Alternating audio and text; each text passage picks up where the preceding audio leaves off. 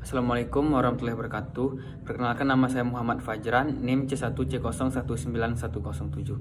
Di sini saya akan menjelaskan materi tentang landasan sistem pengendalian strategik dengan dosen pengampu Bapak Yuliusman SE MSc AKCA.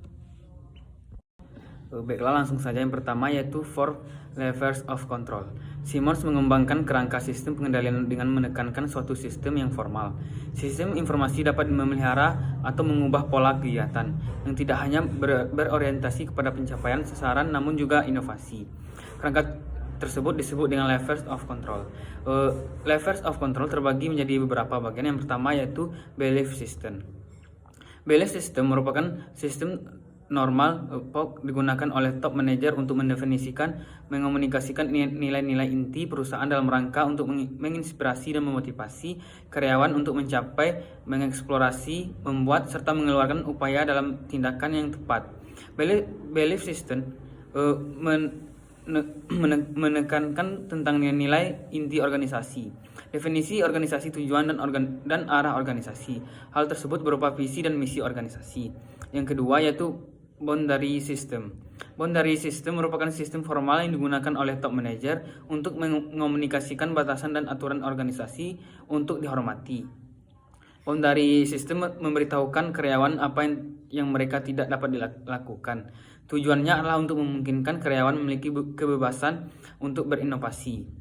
Yang ketiga yaitu diagnostic control system. Dalam Simon tahun 1994, diagnostic control system merupakan sistem umpan balik formal yang digunakan untuk memantau manfaat organisasi serta mengoreksi kesalahan apakah sesuai dengan standar kinerja organisasi.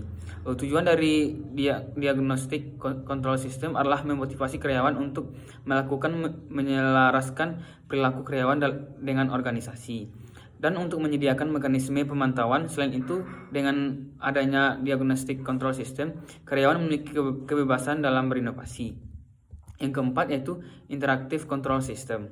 Interactive control system merupakan sistem pengendalian di mana manajer secara teratur dan aktif melibatkan diri dalam pengambilan keputusan dan aktivitas karyawan. Interactive control system merupakan proses komunikasi dua arah, yaitu antara manajer dengan karyawan bawahan pada berbagai tingkat organisasi. Yang kedua yaitu belief and boundary system. Belief and boundary system terbagi menjadi beberapa bagian. Yang pertama yaitu batas perilaku bisnis. Berdasarkan strategi unik bisnis, sistem batas mengkomunikasikan risiko spesifik yang harus dihindari. Batas-batas perilaku bisnis yang paling dasar adalah yang mendefinisikan dan mengomunikasikan standar perilaku bisnis untuk semua karyawan. Ini biasanya disebut kode perilaku bisnis. Perilaku ini di luar batas biasanya meliputi konflik kepentingan, aktivitas yang bertentangan dengan undang-undang, pengungkapan informasi rahasia perusahaan, melakukan perdagangan sekuritas perusahaan berdasarkan informasi non-publik, dan yang terakhir pembayaran ilegal kepada pejabat pemerintah. Yang kedua yaitu intensif untuk kenatan. Seperti sistem kontrol lainnya, penghargaan dan hukuman harus disesuaikan dengan batasan perilaku bisnis. Tapi bagaimana cara kerja investasi dirancang? Dalam situasi bisnis yang paling adalah sedikit alasan untuk memberikan penghargaan kepada karyawan karena bertindak dengan integritas. Manajer harus mengharapkan tidak kurang dari integritas penuh dari semua bawahannya. Yang ketiga yaitu kontrol internal. Sistem kepercayaan Nat Bondi mengeliminasikan nilai inti dan melarang perilaku, namun manajemen tetap harus menjaga kembali pelanggan yang sengaja dan kesalahan yang tidak disengaja oleh proses perusahaan. Yang keempat yaitu pengamanan struktural. Pengamanan struktural mencakup yang pertama pemisahan tugas, tingkat otorisasi yang ditentukan, dan audit independen. Yang kelima yaitu pengamanan sistem. Pengamanan sistem mencakup hal sebagai berikut. Yang pertama mencatat lengkap dan akurat. Yang kedua akses terbatas ke sistem informasi dan database.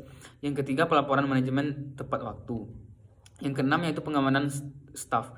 Pengamanan staf mencakup hal berikut, yaitu keahlian yang memadai untuk staf akuntansi dan kontrol, rotasi dalam pekerjaan utama, dan sumber daya yang memadai. Yang ketujuh yaitu batas strategis.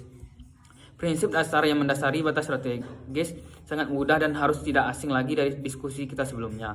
Karena manajer tidak dapat mengantisipasi semua peluang yang dapat diidentifikasi atau diciptakan oleh karyawan, tidak masuk akal jika mencoba untuk menghitung secara rinci bagaimana individu di seluruh bisnis harus menciptakan nilai pasar. Mungkin sekian penjelasan dari saya. Apabila terdapat kesalahan, saya mohon maaf. Saya akhiri dengan wassalamualaikum warahmatullahi wabarakatuh. Terima kasih.